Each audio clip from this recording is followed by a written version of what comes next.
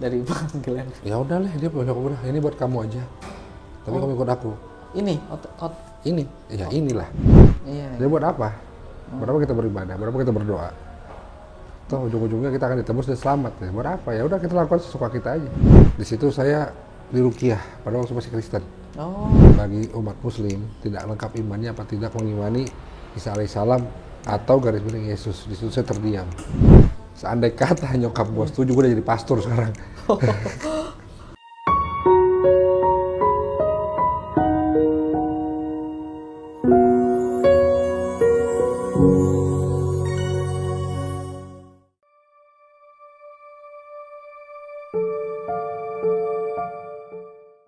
Bismillahirrahmanirrahim. Assalamualaikum warahmatullahi wabarakatuh. Alhamdulillah wassalatu wassalamu ala rasulillah mabad.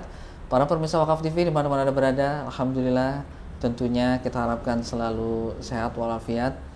Dan pada kali ini, kesempatan hari ini kami tim Wakaf TV sedang berada di Bandung, tepatnya di sekitaran Gasibu. Nah, menariknya pada kesempatan kali ini kami bertemu dengan seorang mu'alaf yang Masya Allah kisahnya ini patut kita ambil hikmahnya, pelajarannya, dan lain-lainnya. Langsung saja kita sapa. Assalamualaikum Bang. Waalaikumsalam warahmatullahi wabarakatuh. Sehat Bang Glenn? Ya, Bang Glenn, nama lengkapnya siapa nih Bang Glenn? nama saya itu nama serakah. Oh. Dua-duanya nama depan. Dua-duanya nama depan? Glenn Daniel. Oh, Glenn Daniel. Masya Allah. Bang Glenn, ini dulu asal agamanya, maaf kalau boleh tahu, Kristennya? Saya Protestan. Protestan? Iya, Protestan. Nah, dulu Bang Glenn ini ceritanya seperti apa nih di agama sebelumnya? Menjadi Kristen yang rajin beribadah atau seperti apa? Ya, saya dari kecil memang rajin beribadah gitu. Karena kan di bawah orang tua ya wajar lah. Iya. Sampai pada suatu titik saya merasa percuma. Percuma beribadah? Percuma. Iya. Waduh. Ya percuma karena ya saya pikir hidup gitu-gitu aja kan. Nggak ada sesuatu yang harus kita perjuangkan. Toh semua juga dijanjikan kita akan selamat.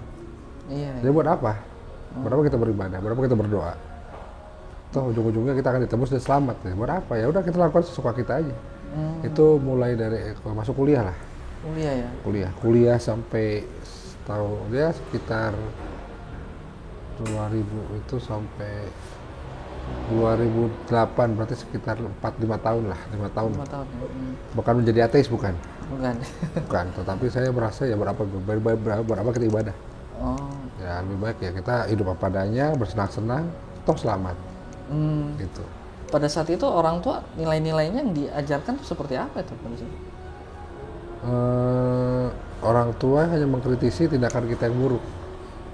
Contoh bolos kuliah, ya kan nilai anjlok, terus ya standarnya anak ABG gimana sih yang masih labil ya kenakalan gitulah.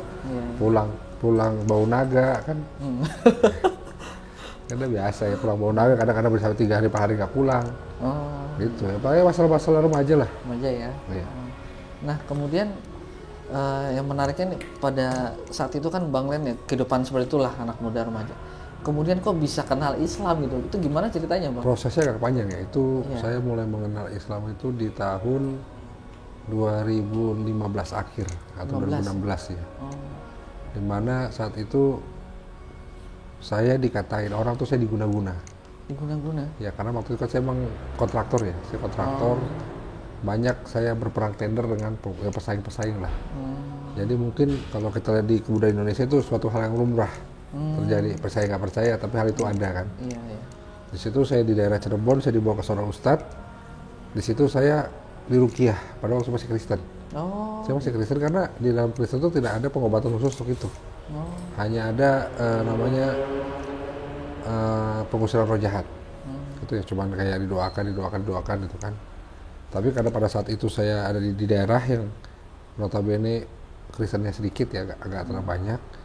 Ya saya dibawa ke ustadz, dan pada saat itu saya diruqyah mungkin sekitar 2-3 jam saya ya sembuh gitu loh, maksudnya dari terlepas dari gejala-gejala itu.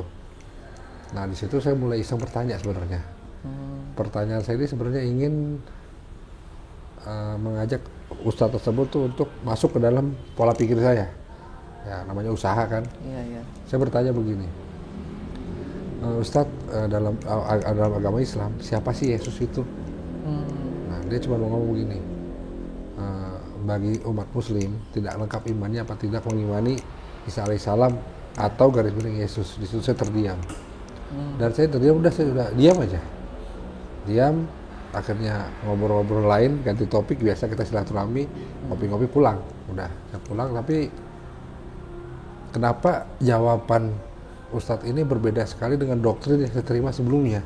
Dimana doktrin yang saya terima waktu dari kecil sampai saya dewasa itu ya, Islam itu agama keras, Islam itu membenci Kristen. Ya. Kristen itu menganggap Islam itu agama orang miskin. Karena ya doktrinnya beda tuh, orang-orang ke masjid semua jalan kaki, naik motor, lihatnya ke gereja, bawa mobil, gitu loh. Kan ngomong gitu, akhirnya namanya anak kecil kan terdoktrin ya, terulang-ulang, akhirnya mindset kita ya begitu. Ternyata begitu jawaban Ustadz itu sedikit membuka celah dalam doktrin di otak saya. Karena saya akhirnya mulai cari tahu. Yang pertama kali saya cari tahu itu kedudukan Isa di dalam Al-Quran. Ya, saya belajar Isa itu apa, perjalanan seperti apa, walaupun saya baca hanya sekedar terjemahan kan. Jangankan membaca Al-Quran hurufnya kagak ngerti, sampai sekarang sih masih susah. Ya, saya baca terjemahannya, tapi ya karena saya bacanya karena curiosity ya, karena keinginan tahu keinginan tahu saya. Akhirnya ya saya baca sesuai dengan perspektif yang sesuai apa yang tertulis, bukan saya baca melalui perspektif kekristenan saya gitu loh. Makin lama saya makin pelajari, makin tergerus tentang tentang keisaan Yesus itu. Ketuhanannya. Ya, satu ketuhanannya, dua kedudukannya, tiga kehidupannya. Ya, akhirnya saya mulai merasa kok apa yang diceritakan dalam Al-Quran tentang Isa itu semua lebih make sense, masuk akal. Ya, pada saat itu saya mulai, setelah saya yakin bahwa memang itu make sense, masuk akal, logika saya masuk, saya bergerak ke daerah lain. Saya akan mencari kesalahan di tempat lain gitu loh. Ternyata ya, jadi saya membongkar ini nggak ada kesalahan nih. Bukan masuk nggak ada kesalahan, saya pikir lebih konklusif dibanding yang ada di Bible, ya kan? Saya pindah ke hal lain. Kedua yang saya pelajari itu sains. Ya, sains langsung, karena saya mencoba menggunakan pola pikir orang ateis. Karena orang ateis kan full of logic ya. Jadi saya mau pengen menyerang Al-Quran itu dalam segi logika, ilmu pengetahuan. Saya beli buku ada buku namanya itu Sains dan Al-Quran. Saya lupa itu karangan siapa. Tapi yang saya pelajari itu 3 atau 4 yang saya itu masuk akal semua dan terbukti. Yang paling saya ingat itu adalah satu, besi itu bukan berasal dari dalam bumi, satu. Dan ternyata NASA mengkonfirmasi itu. Kedua, sungai di bawah lautan. 2 lautan yang tidak bercampur. Sama tentang janin. Bahwa saya masih ingat sampai sekarang itu janin itu berkembang di dalam 3 lapis kegelapan. Dan di sains itu jelas kenapa janin bayi itu di dalam rahim, 1 kegelapan. Rahim di dalam bukan ketuban, 2 kegelapan. Ketuban di dalam perut, 3 kegelapan. Bagaimana orang yang 1400 tahun tahu tentang itu? Ya, akhirnya make sense semua kan? Iya. Akhirnya pelajar dan saya tidak menemukan, maksudnya tidak menemukan kontradiksi apa yang tertulis di dalam Al-Quran dengan sains sekarang. Malah semua penemuan-penemuan yang pada akhirnya mengkonfirmasi itu gitu loh. Nah, udah akhir itu saya baru belajar baru masuk saya ke ibadahnya. Ya, cara sholat. Ya, saya mulai belajar sholat itu tahun 2017. Bang, jadi pada saat itu Kristen udah belajar sholat ya? Sudah. Gitu. Ya, saya dibilang saya Kristen juga nggak pernah gereja. Saya dibilang Islam juga belum Islam. Dibilang ateis enggak, saya masih tahu itu ada Tuhan. Gitu loh. Jadi mungkin di saat itu saya udah mulai ke arah dibilang agnostik juga tidak gitu kan. Saya mengaku ada agama. Jadi nggak tahu saya sebagai manusia apa di situ. Tapi saya belajar sholat. Itu saya mulai belajar sholat tuh di Makassar. Waktu itu saya lagi dalam perantauan ke sana. Saya mulai belajar sholat ya gitu. Jadi dulu zamannya ingat nggak kalau HP itu ada gurita? Gurita ya. Tahu kan gurita kan? Iya, Nah itu gue tempel di tembok, gue pakai headset, kan dia mungkin udah ada bluetooth udah ada dulu kan, yang jelek-jelek itu yang cuma sebelah. Iya. Gue taruh, dia gue buka YouTube, ya gue lihat, gue denger, gue ikutin. Gue gitu baca sholatnya. Jadi gue nggak baca apa-apa, gue baca baru nggak tahu apa-apa, gue cuma ikutin gerakannya sambil gue hafal. Gue jadi sampai mungkin bertambahnya hari yang bisa gue hafal tuh makin banyak, walaupun gue nggak pede tuh tanpa baca gitu loh. Jadi gue masih ikutin dulu Al-Fatihah terus. Nah setelah gue hafal gerakannya, gue kan menghafal ayat-ayat pendeknya tuh. Iya. Jadi gue dulu dianggap ada yang pernah ngomong sama gue tuh kalau hanya membaca Al-Fatihah saja dalam sholat udah sah. Iya. Kalau nggak salah ya, Iya, betul. ya. Jadi gue tuh dulu setiap gerakan tuh Al-Fatihah semua. Ini Al-Fatihah, ruku gue Al-Fatihah, sujud gue Al-Fatihah, duduk di antara dua sujud gue Al-Fatihah, sujud Al-Fatihah lagi, jadi gue Al-Fatihah semua. Sampai akhirnya pun yang tahiyatul akhir gue masih Al-Fatihah. Abis itu baru gue amin, gue ulangin terus gitu. Sampai di satu sisi gue mulai memberanikan diri untuk masuk ke maksudnya kita ke jamaah, ikut ke dalam masjid. Sholat berjamaah. Iya. Akhirnya di situ gue ditegur masalah sujud yang salah. Oh gitu. Ya jadi sujud gue dulu yang pertama kali gue sujud gue anggap makin rendah kita sujud makin diridoi. Berarti Ya kita namanya nggak ada guru ya, nggak ada guru ya. So itu kan nggak ada guru gue tuh. iya. Jadi dulu kesalahan gue tuh gue sujud ini semua kena kena ke sejadah jadi kan gini. Iya. Terus ada yang sebelah gue bilang lu jangan sujud kayak gitu, lu kayak anjing. Berarti dibaca ada kalau nggak salah ada hadisnya lah. Iya, ada. Ya. Akhirnya begini, oke. Akhirnya gue belajar dari kesalahan. Akhirnya ada satu tetangga peduli sama gue, lo nggak usah ke masjid dulu. Lo setiap mau sholat, gue imamin dulu di rumah tetangga gue tuh. Di situ ya berjalan sekitar 3 bulan 4 bulan.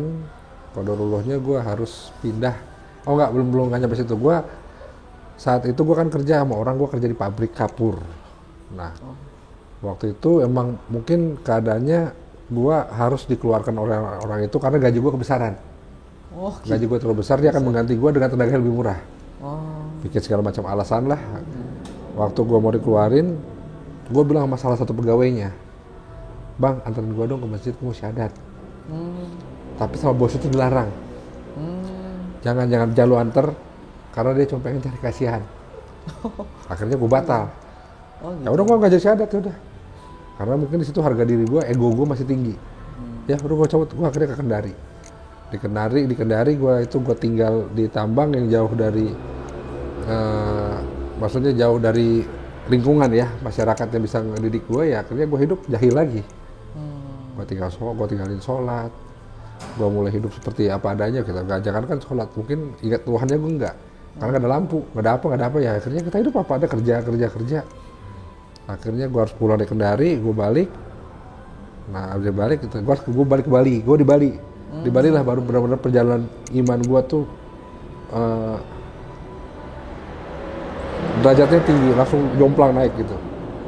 Di Bali kan kita tahu ya, di Bali itu susah dengar azan. Iya, betul. Hanya di daerah tertentu yang kita bisa dengar azan kan. Iya. Emang mungkin ini adalah takdir yang Allah berikan kepada gua dikasih satu tempat tuh berusaha di depan pesantren. Di depan pesantren, di situ gua banyak berinteraksi dong dengan santri, dengan musrif ya kan, dengan ustadz ulamanya. Gua sering bercanda, ngobrol-ngobrol lah, gua sering nanya. Mereka masih tahu gua di situ Kristen. Tapi gua sering nanya. Akhirnya gua memberanikan diri, gua ikut subuh di situ. Ikut subuh. Jadi selama perjalanan gua di Bali itu, gua benar-benar yang menjalankan 5 waktu itu dalam masjid. Masya Allah. Tidak lepas.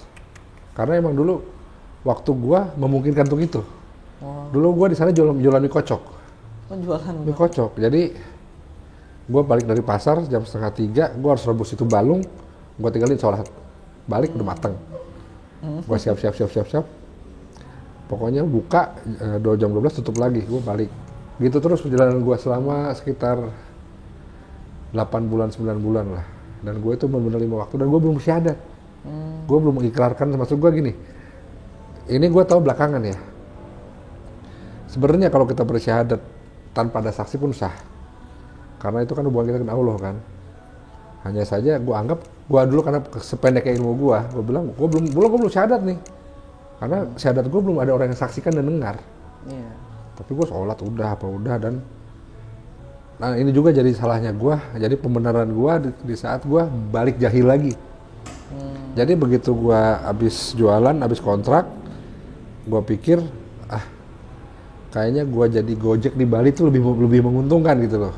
Karena tipsnya kan bagus. Iya. Akhirnya semua barang-barang bekas gue jualan itu gue jual, gue beliin motor.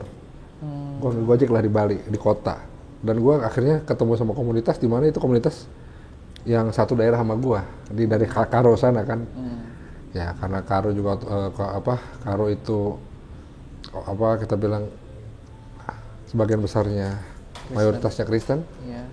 Ya gue ikut lagi makan babi, gue ikut lagi minum minuman gitu kan. Gue bergaul secara mereka lagi udah, karena gue pikir ya udah gue bukan syahadat ini, ya nggak salah dong gue balik kan gitu kan. Iya. Itu berjalan panjang sampai akhirnya Bali dihantam COVID.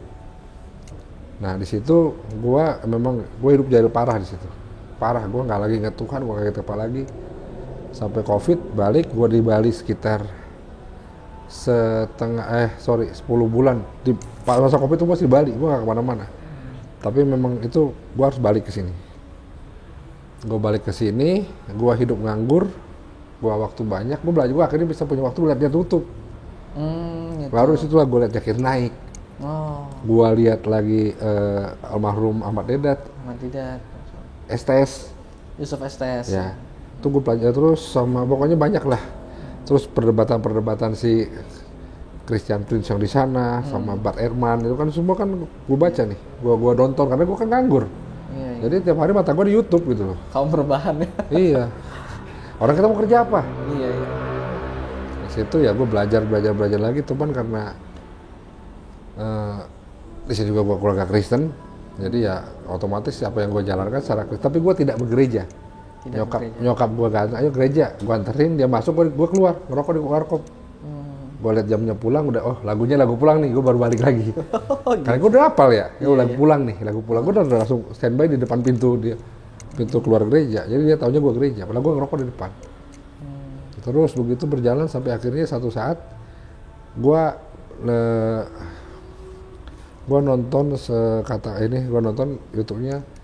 Jadi gue nggak langsung nonton YouTube Kodondi, gue pertama gue udah mulai yakin lagi harus mualaf. Tetapi waktu gue mau yakin mualaf ini, gue datanglah cobaan paling besar pada laki-laki. Apa coba? Apa tuh? Gue kenal sama pramugari beragama Katolik. Dan dia mau sama gue. Syaratnya lu harus ikut gue nih. Lah kan gue Kristen, Katolik kan sama. Gue bilang enggak, kata dia. Ya udah gue udah mau. Gue ikut. Disitulah memang jalan kerjanya Allah, di mana ini sebenarnya udah cocok sama gue loh. Umur sama, satu akidah. Dibilang dua pramugari kan nggak mungkin jelek ya. Iya. Ya. Nyokap gue nggak setuju. Seandai kata nyokap gue setuju, gue udah jadi pastor sekarang. Nyokap gue nggak setuju. Begitu nyokap gue nggak setuju, dia kecewa. Karena dia juga kan maksudnya udah berumur juga gitu loh. Kan perempuan mungkin waktu itu umur 30 kan udah kritis juga tuh. Iya. Dia umur 30, dia umur 35, gue udah umur 37 atau 3 berapa waktu itu. Tahun 2021. Berarti umur gue udah sekitar 37. Dia umur 35, 34 lah. Nah 37, dia nyokap gue nggak setuju, udah bubar dong. Karena dia juga ada butuh kepastian. Gue juga nggak bisa ngapa-ngapain karena pada saat itu hidup gue bergantung sama nyokap gue.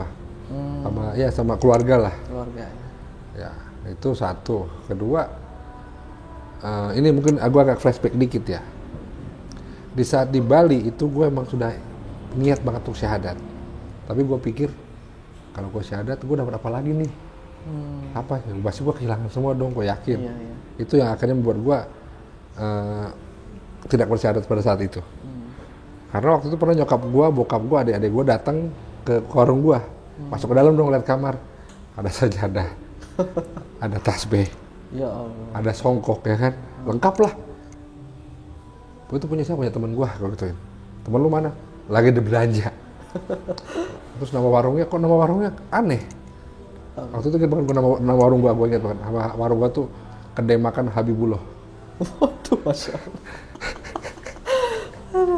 Yang jual Kristen, nama kedainya Habibullah. Enggak, mungkin orang Bali udah Islam, karena gue kan sholat mulu. Oh iya. Tapi memang dia tahu atau nggak tahu gue udah Islam, gue nggak tahu. Mungkin kan di situ apakah mungkin gue biasa aja orang ikut sholat kan, itu gue kan belum sampai ke situ pelajaran gue. Karena gue dulu memang ngupas perbandingan agamanya aja dulu. Gue sama sekali belum pernah mau masuk ke dalam intinya, ke tauhidnya gue belum masuk. Gue cuma ingin mempelajari gimana sih beribadahnya. Gue sanggup atau enggak nih? Yang dari seminggu sekali jadi 5 kali sehari. Apa gue sanggup nggak? Kan itu yang gue pikirin dulu. Ternyata yang waktu gue jalan gue enjoy. Dan ada satu titik di mana gue rindu. Kapan ya azan? Masya Allah. Tapi itu ya mungkin. Tapi itulah waktu di mana nggak lama lagi gue balik ke Jahil. Iya. Ya itu. Emang gue sempat punya perasaan gue kangen sama azan. Itu ya. Iya. Dan mungkin aneh ya, tapi gua itu dulu habis subuh nunggu suruk, gua cuma diam di masjid. Orang pada kajian gua nggak ngerti kan, dia baca gua nggak ngerti. Gua cuma diam di ujung begini aja dengerin. Udah suruk sholat gua balik. Nggak pernah gua mau ikut karena gua nggak takut, gua takut salah gitu loh. Gua takut ditolak kan, mungkin masih ada sisa-sisa doktrin yang nempel di gua nih. Kalau gua nih nggak akan diterima gitu loh. Gua takut, gua nggak mau ikut belajar. Diajak pun gua, maaf saya lagi pengen jikir, alasan gua tuh pengen dijikir sendirian. Padahal kagak jikir, gua ngelamun doang. Ngeliatin gua ngelamun gini udah. Menikmati gitu ya? Menikmati. Dibilang menikmati, gua caranya melamun aja gitu. Melamun aja, nggak ngerti. Gua tuh menikmati, bukan menikmati masjid, gua menikmati kekosongan pikiran gua. Gua mau menikmati di mana gua lepas dari dunia. Walaupun gue tidak bersolat, gue tidak ngapain, enggak, gue cuma diem, melamun, gue nikmatin, gue diem, gue tuh hening gitu loh. Jadi kalau kayak film Naruto, akhirnya gue ketemu sama diri gue sendiri lah. Dimana itu titik puncaknya kan. Iya. Gue bisa ngaca dengan refleksi gue, tapi gue nggak nyampe situ, gue cuma kosong aja. Habis itu ya akhirnya jalan-jalan aja, itu tadi gue ceritain, gue nggak sanggup berpanjang warung, gue jual, gue ngojek gitu loh. Di situ gue balik lagi Jahil. Sampai gue mulai balik lagi kita ke depan, di mana gue nonton YouTube kan. Situ akhirnya gue mau mualaf, habis yang kejadian itu cewek, gue mau mualaf nih. Gue harus memilih, gue nggak mau salah jalan. Gue milih pertama yang gue perhatikan Hagia Sophia. Ya, Hagia Sophia gue perhatikan gimana pergerakannya, gimana ternyata jauh kan di Malang. Kalau dari Malang, sedangkan kehidupan gue Jakarta sama Bandung, gue nggak akan pakai handle nih. Gue lihat MCI. Iya. Gue lihat MCI, ini orangnya keras, gue takut gak sanggup. Ya kan keras kan, lo tau lah siapa kan. Iya. Apa harus gue sebut kan enggak. Orangnya keras nih, gue takut gak sanggup nih. Akhirnya gue ngeliatnya YouTube-nya Ko Dondi, At-Tauhid. Dimana waktu itu dia membahas sesuatu yang benar-benar relate sama gue. Dia membahas pendetaan di Simon. Dimana gua saksi hidupnya ditipu sama dia. Gua sama adek gua kan difabel. Yang ketiga, adek gua yang ketiga ya, kan difabel. Gua disuruh nyokap gua, waktu gua lagi di Bali tuh, pulang bawa adek lu ke pendeta sana, di Balikpapan. Gua bawa dong, gua bawa ke Pak Simon. Kita tuh jangankan dia mau disembuhkan, dianggap manusia pun tidak. Bayangin orang difabel yang nggak bisa jalan, harus pakai alat, harus nunggu pinggir jalan panas-panas dari pagi sampai sore, gak mau ditemuin. Itu berjalan 4 hari. Nah terus hari kelima yang bikin gue aneh, ini orang datang hari kelima, hari Jumat datang sembuh nih, besok Sabtu ada lagi sakit lagi dia orang. Si orang dalam nggak kena gue jaga. Jadi posisinya kayak gini, ini gereja, dia kan di bawah nih, sini ada warung. Jadi kalau dari sini ini nggak kelihatan nih warung nih. Gua kan nongkrong sini, ngopi ngerokok segala macem. Jadi maksud gua yang nungguin adek gua di hotel. Begitu dia bisa terima tamu sudah datang. Kan nggak kasihan dong. Kasihan. Tapi gua karena nggak sadar, gua ngeliat nih pasien bolak-balik. Sakit sembuh. Orang ya, gua tahu itu orang timur. Di situ gua merasa kecewa dan gua nggak mau pulang. Udah, nyokap gua marah-marah, penipu dia gua gitu, pulang. Nah akhirnya begitu gue nonton YouTube, Aristo dulu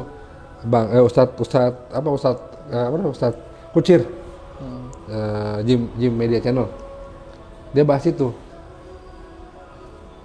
Terus dia kasih nomor telepon, gua telepon, gua ceritain lah pengalaman gua tengah di Simon kan. Ya udah, terus antum mau apa? Saya mau syahadat, langsung gitu, nggak pikir panjang. Tetapi itu apa? Pas saya bilang gua mau syahadat, gua takut lagi nih. Gua takut lagi. Itu dari gua mau bilang mau syahadat sampai akhirnya gua bersyahadat tuh mungkin butuh 1,5 bulan. Kodondi udah nyuruh gua nih ke Jakarta loh. Kalau nggak ada ongkos gua ongkosin. Enggak kok, nggak apa-apa gua gituin. Lu ke Jakarta gua ongkosin, gak usah kok, nggak apa-apa. Itu gua masih bergumul nih, gua masih masih nggak yakin, masih ketakutan gua akan kehilangan tuh masih besar sekali. Iya. Nah terus di satu saat gua tanpa sengaja membaca salah satu Asmaul Husna Allah, Al-Wahhab, Maha Pemberi. Di situ gue ngapain gue takut? Gue punya Tuhan yang memberi kok. Ya gue bisa dapat lebih dari ini. Setelah gue memutuskan gue mau berangkat, nggak nyampe setengah jam Kodon nelpon gue. Glenn, besok gue ke Bandung, lu tunggu aja di Bandung. Ya udah, gue tunggu dong. Nggak aja gue berangkat, besoknya Kodon datang. Glenn, gue udah di sini, lu datang ya. Nah, akhirnya gue datang ke pesantrennya Agim. Darut Tauhid. Darut Tauhid. Dan yang satu kebaikan Allah buat gue kenapa? Begitu waktu gue bersyahadat, yang gue perhatikan Ustadz Ipul datang. Oh. Beliau hadir. Masya Allah. Kohani datang. Kodondi ada. Tiga-tiganya yayasan yang pengen gue pilih datang tiga-tiganya. Masya Allah. Dan gue bersyahadat di tempat yang baik lah. Baik ya. Ya, di Darut Tauhid itu tempat yang baik. Alhamdulillah berjalan lancar. YouTube kan biasa kan YouTube naik, itu podcast naik 3 hari jedar, nyokap gue tahu. Langsung diusir dari sini, suruh pergi. Ya gue pergi lah. Gue pergi, gue cuma bawa baju. Lo mau lihat baju yang gue bawa masih ada tuh di mobil. Baju yang gue bawa ke Kodondi sampai sekarang masih ada bungkusnya tuh. Gue masih gue simpen. Kalau lihat isinya apa aja, anduk 2, celana pendek 1, kaos 1, masih ada tuh, masih gue simpan sampai sekarang. Ya alhamdulillah, dalam 6 bulan gue ikut Kodondi, gue belajar, gue ketemu orang-orang soleh, orang-orang pintar, termasuk Ustadz Fatih Karim. Ya sampai sekarang gue masih merasa kalau Allah benar-benar membantu gue melalui dia. Jadi dialah yang pertama yang membantu gue untuk menyelesaikan ujian pengacara gue. Jadi Kohani kenalin gue sama Ustadz Fatih Karim. Kohani bilang, Ustadz tolong ini mau ujian pengacara, nggak ada uang. Ya diberikan Ustadz Fatih Karim. Alhamdulillah hanya sekali gue langsung lulus. Nggak pakai 2 kali 3 kali langsung lulus. Nah dan dari situ mulai ya derajat gue naik sampai sekarang. Akhirnya ya gue diterima baik lagi oleh keluarga gue. Gue baik lagi sama nyokap gue. Ya gue kalau ketemu nyokap gue ini udah nggak musuhan, malah ketawa-tawa aja udah. Udah kadang-kadang udah kayak temen. Gue jam segini jam 7 masih kerja, dia kan pulang lu udah malam, bukannya istirahat, udah tua juga, tawa gitu. Jadi udah kayak temen aja, jadi nggak ada lagi istilahnya gap kan, karena kita udah beda server, nggak ada. Di satu waktu nyokap gue lupa gue udah Islam, beli makanan lah, mau makan sama-sama nih. Iya. Ya dia beli yang mengandung kimzir, ya kan, mengandung babi. Begitu gue mau buka, sorry, lu udah makan ini, udah ini salah, saya salah pesan. Udah, dibuang sama dia, ntar gue pesenin lagi makan, tunggu. Biar ini kami yang makan, tunggu, nanti makananmu datang. Saya pesenin ayam ya, ayam enggak, sapi gue gitu, udah sapi. Udah akhirnya dibeliin yang lain. Oh mungkin orang tua Bang Glenn ini pada saat itu mungkin melihat perubahannya, mungkin perubahan Bang Glenn mungkin jadi lebih baik setelah menjadi Muslim. Sebenarnya kalau saya bilang saya mau menunjukkan yang baik, enggak ya. Saya lebih bukan dengan sengaja mau berubah diri, enggak. Tetapi saya ikutin apa yang saya cuman menjauhi yang dilarang. Jangan nggak sopan orang tuamu, ya saya sopan udah. Sayang ibumu 3 kali kan, udah sayang saya udah, nggak saya nggak mempura-purakan diri baik, enggak. Emang kalau kami harus berdebat, kami berdebat gitu loh. Di satu saat dia mendatangkan pendeta ke sini pun kami berdebat tetap. Kami tetap berargumen, tapi berargumen bukan yang sehat ya. Bukan dengan maksud ya lo harus ikut gua, enggak gitu loh. Gua mau bela apa yang gua pilih gitu loh. Jadi waktu diserang ya gue defense. Karena gue tahu kalau gue nyerang balik, buyar. Jelas kok, kan senjata gue udah banyak. Gue ikut sama bosnya, gue ikut sama profesornya loh, 6 bulan. Nggak mungkin ilmunya sedikitnya nggak mencolok ke gue. Ya, yang dia punya nuklir semua. Gue serang 2 kali juga. Ya, tapi kan buyar. Lebih baik gue bertahan dan ngeles. Akhirnya posisi 0 dan 0 kan, ya udah bubar. Nyokap gue gak sakit hati, gue juga merasa lega, udah. Akhirnya sekali itu udah gak pernah lagi dia ngundang pendeta. Pada saat itu Bang Len pas masuk Islam itu apa nggak ada pertimbangan di Kristen itu kan diampuni dosanya, ya kan, kemudian dijanjikan surga dan lain-lain. Kemudian setelah melihat Islam itu ternyata memang masuk surganya karena perbuatan kita dan lain-lain, itu kan ada apa namanya, jaminan itu kan menjadi ini nggak, penggelakan batin itu nggak? Kalau gue ceritain waktu perjalanan gue waktu nonton STS, nonton Zakir Naik, itu kan akan panjang. Jadi satu sisi gue melihat waktu ada kata Zakir Naik, ngapain kita harus bertobat menjadi kembali seperti anak kecil kalau udah ditebus, kan kontradiktif, ya kan? Dan kalau kita bilang kita harus seperti anak kecil, berarti kan kita harus bersih nih. Ada juga didukung sama ayat-ayat di Perjanjian Lama di mana kalau kita bertobat, yang merah kesubat jadi putih, ya kan? Jadi benar-benar diputihkan kembali gitu loh. Jadi memang kita harus bertobat kembali seperti anak kecil. Kalau anak kecil apa sih? Tidak punya dosa kan? Iya. Maksudnya anak kecil itu belum mukallaf kan? Berarti kan bersih dari dosa. Berarti kan kita harus bertobat dan nggak ngulangin lagi. Jadi buat apa nebuskan? Nggak masuk akal. Di situ gue ya, itu gue harus pelajari, gue gali-gali lah. Udah gitu gue juga banyak baca teks aslinya. Oh teks aslinya begini kok nggak nyambung ya. Ya mungkin gue dikasih kelebihan juga, gue bahasa Inggris gue agak bagus lah. Jadi gue lihat dari Yunani ke Inggris masih agak masuk nih. Kok ke Indonesia jauh? Berubah. Dibilang berubah sih enggak, tapi emang dihilangkan. Oh, dihilangkan. Ada yang hilang, ada yang diganti, ada yang diputar balikan. Nah ya akhirnya ya kalau gue pikir gue jelasin itu panjang memang. Tapi ya itu semua kan proses-proses yang mengikis doktrin gue gitu loh. Lama-lama doktrin gue hilang, otak gue udah kosong, ya gue baru gue ambil serap ilmu yang baru. Ya akhirnya gue belajar tentang fikihnya, gue belajar tentang hadis-hadisnya, gimana berwudu yang baik, gimana sholat yang baik, posisinya seperti apa. Gue baru menerima pelan-pelan. Dimana gue udah menerima itu, baru gue nyari yang lain lagi. Nah, Bang, ini kan menarik ya. Tadi ceritanya udah menjelaskan hambatannya, tantangannya, rintangan perjuangannya masuk Islam. Nah, kemudian kan sekarang udah Muslim nih, udah Masya Allah udah akur dengan ibu dan lain-lain. Nah, masih ada nggak nih cobaan atau godaan ini dari Bang Glenn? Ya udah lah, dia punya udah, ini buat kamu aja. Tapi kamu ikut aku. Ini? Ini? Ya inilah. Oh, hotel ini ya? Ya, nanti tinggal dinilai sendiri berapa nilainya. Gitu, dinilai aja sendiri lah. Karena nanti kalau mau lewat keliling silakan. Iya, ini besar di rumah, Masya Allah besar. Ya, gue pernah tawarin itu, cuman gue pikir buat apa gue terima sesuatu yang akan buat gue hancur lagi. Kenapa? Karena gue yakin di saat gue balik ke akidah itu lagi, gue akan punya pola pikir bahwa gue udah ditebus. Ini gue habisin judi nggak masalah. Oh iya. Ini gue habisin buat belacur nggak masalah. Ya kan? Ini gue habisin buat narkoba nggak masalah. Urusan gue polisi doang. Kalau gue udah ditebus gitu loh. Itu buat apa? Ini akan habis begitu aja pasti. Gue mikirnya ke situ. Karena tidak ada lagi halangan yang antara, tidak ada lagi maksudnya pembatas antara kita untuk melakukan dosa. Itu kan sudah hilang. Apa batasnya? Ya udah ditebus. Melakukan dosa silakan. Tuh dia tebus, sebetulnya lu percaya. Yesus tebus kita, sudah. Ya, jadi gue pikirnya kalah situ. Jadi ya udah nggak usah lah. Toh yang menjadikan gue yakin aja kata-kata Al-Wahhab kok. Allah Maha Pemberi ya. Iya. Allah Maha Kaya. Kita jangan takut miskin. Kan? Iya. Allah kita Maha Kaya. Sebenarnya nggak ada satupun orang miskin di dunia ini. Cuman ada orang yang cukup aja. Cukup ya. Orang miskin pasti cukup bisa makan kok. Iya. Persepsi aja miskin. Iya. Ya orang mengatakan si A miskin karena dia lebih kaya kan gitu. Orang mengatakan dia kaya karena kita lebih miskin, udah. Tapi kalau kita sama ciptaan Tuhan nggak ada kaya nggak ada miskin.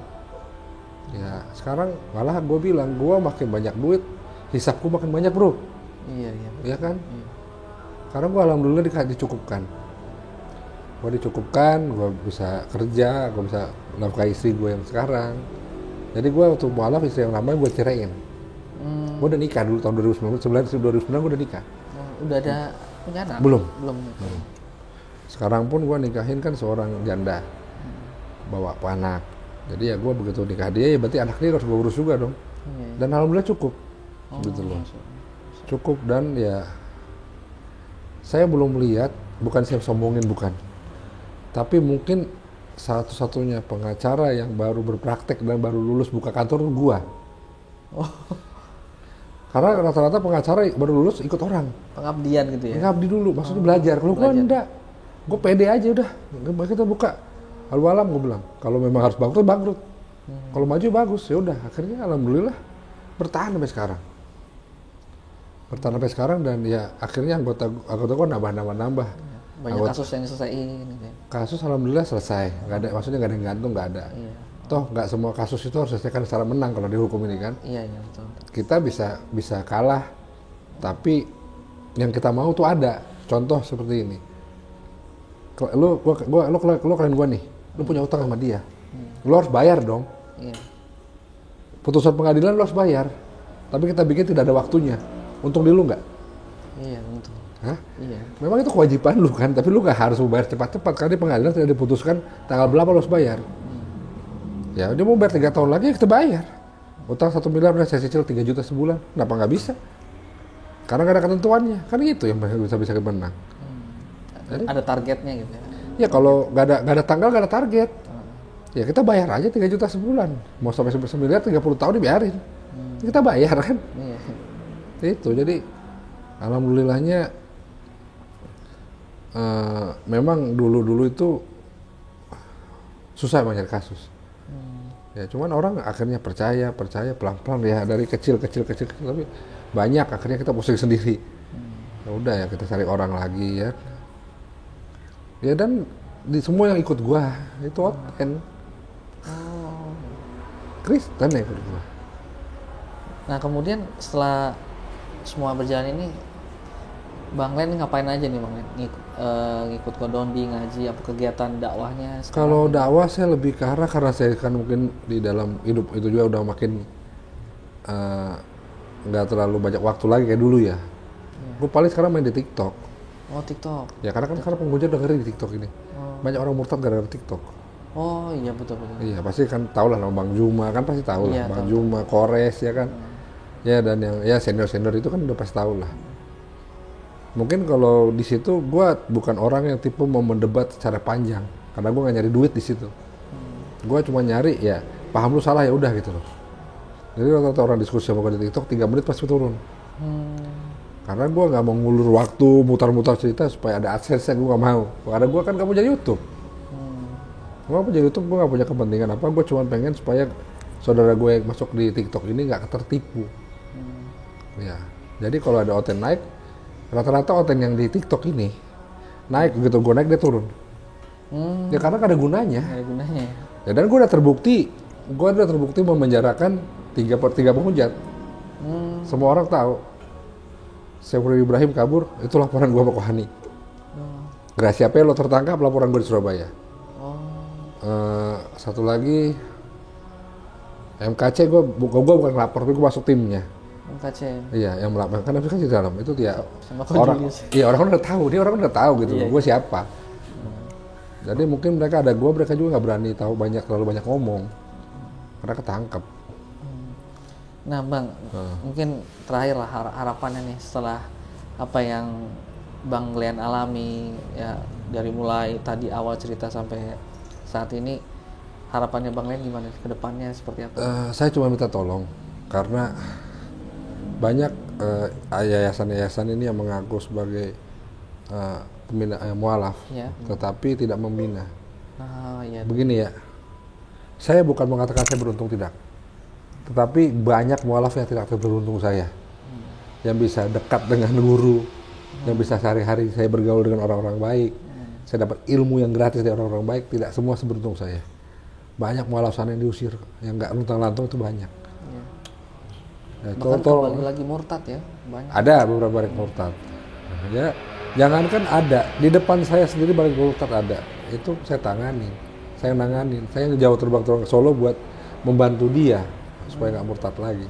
Ternyata memang akidahnya rusak. Memang dia tuh mualaf untuk melarikan diri. Begitu masalahnya selesai balik lagi. Di Cibubur orang 7 kali mualaf. 7 kali mualaf. Iya, karena mau nyari duit kan lumayan gope setiap, gope Ya. 1 juta per mualaf per zakat kan. Akhirnya jadikan juga buat Modus ya. modus mencari duit. Nah, terus tadi kita sempat bicara sebelumnya ya bahwa ada akan digabungkan nih. Itu itu yang baik, itu baik sekali buat saya. Kenapa? Yang penting pendataan itu harus bank data kita tuh harus benar-benar lengkap. KTP, ini KTP kalau ada foto, kalau boleh ada foto sekalian. Jadi dan bank data yang akan dibuat itu harus bisa diakses semua masjid di Indonesia ini. Nggak usah masjid lah, dari smartphone. Jadi di saat ada seseorang udah tahu mualaf, dia tinggal ngecek nama bla bla bla. Ada nggak? Kalau ada ya tolak. Anda sudah mualaf.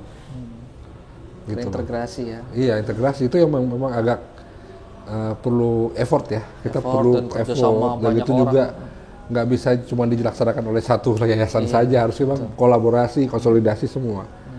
Nah ini kan memang dari YPMA sendiri sudah terbuka pembicaraan ke MCIP. MCIP, iya. Sudah juga coba bicara dengan MCI kan. Mudah-mudahan ya ada realisasinya dalam waktu dekat ini. Iya, ya. Amin, amin. Dan ingat yang saya harapkan ini,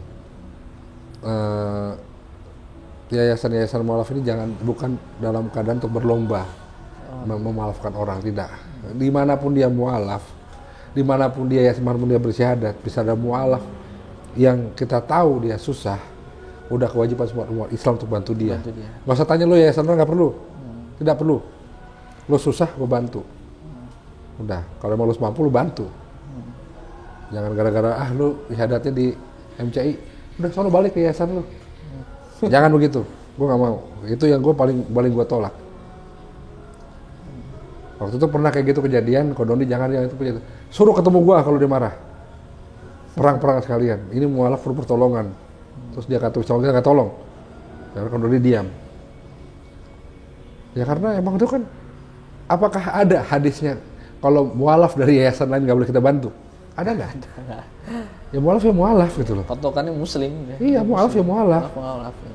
Termasuk kaum asnaf kan yang perlu kita bantu. Iya, mustahik yang perlu kita bantu kan. Iya. Ya sudah, nggak usah tanya lo yayasan mana, lo mualaf ya sudah. Akidahnya maksudnya akidahnya belum beres, bantu bina dia supaya beres gitu loh. Ajari sholat, ajarin gitu loh. Ya karena gue alami, gue diajarin orang. Orang ngajarin gue tanpa pamrih. Dia tahu gue mau belajar Islam, dia ajarin gue. Nggak nanya, lu yayasan mana enggak? Itulah. Kita jangan gara-gara perbedaan yayasan merusak ukhuwah Islamiyah, jangan. Itu nggak penting itu, nggak penting. Kita jaga itu saja. Karena nggak usah tentang mualaf. Banyak kok sekarang udah banyak merusak, memecah jelek, liberal memecah. Iya, betul. Nggak perlu saya sebut oknumnya lah. Ya kan, Sunni apa Syiah yang udah mulai bertakiyah sekarang banyak di TikTok, udah mulai memecah. Belum sekarang Salafi ikut-ikutan untuk mencari nama di panggung, itu buat apa? Emang Rasulullah pernah ngomong dia anti Salafi? Iya. Pernah ngomong dia Sunni? Enggak. Tapi dia bawa kita Islam loh. Iya, iya. Ya udah, itu aja, cukup. Iya. Masya Allah. Amin, amin ya Allah. Makasih Bang Glenn sebelumnya udah diterima di sini, berbagi kisah dan cerita. Insya Allah kita jadi ya ngerti dan paham lah hikmahnya, bisa insya Allah kita bisa pelajari, kita bisa insya Allah yang nonton ini bisa mengambil pelajarannya. Makasih Bang Glenn ya. Ya, ini udah malam-malam banget ini, nggak apa-apa nih. Ya. Baik, sahabat Wakaf TV, demikianlah bincang-bincang kami bersama Bang Glenn. Masya Allah, ternyata Bang Glenn itu lika-liku hidupnya, Masya Allah. Teman-teman sekalian harus bisa mengambil pelajaran hikmah dari cerita ini, bahwa dunia itu memang ya tidak ada artinya. Imanlah yang memiliki arti dan bisa dipertanggungjawabkan juga nanti di akhirat bertemu dengan Allah Subhanahu wa taala. Dan juga pesan Bang Glenn bahwa seorang muslim memang harus kita bantu, tidak perlu dia mualaf mana, yayasan mana dan lain-lain. Dan juga pesan juga kepada para yayasan-yayasan mu'alaf agar terus membantu saudara-saudara mu'alaf dan tidak memandang siapa dan dari mana. Demikian sahabat Wakaf TV, jangan lupa like, subscribe, dan aktifkan lonceng notifikasi agar sahabat Wakaf sekalian bisa mengupdate info-info video-video dari Wakaf TV. Kami undur diri. Wassalamualaikum warahmatullahi wabarakatuh. Waalaikumsalam warahmatullahi wabarakatuh.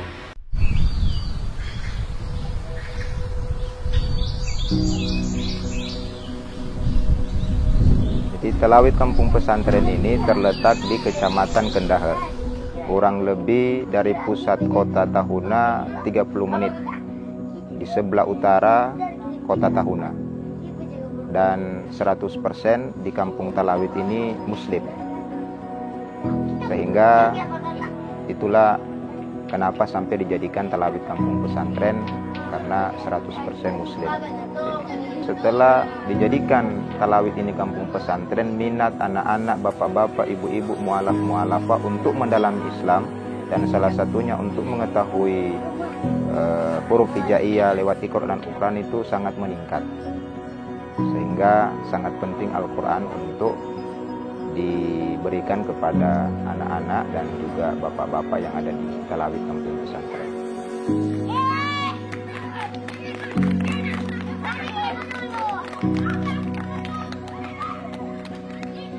Itu 1 bulan sudah ada 5 yang robek, karena memang anak-anak. Jadi entah karena semangatnya atau semangat bermainnya, jadi memang butuh dibantu Iqra dan juga Al-Quran karena dengan alasan tadi.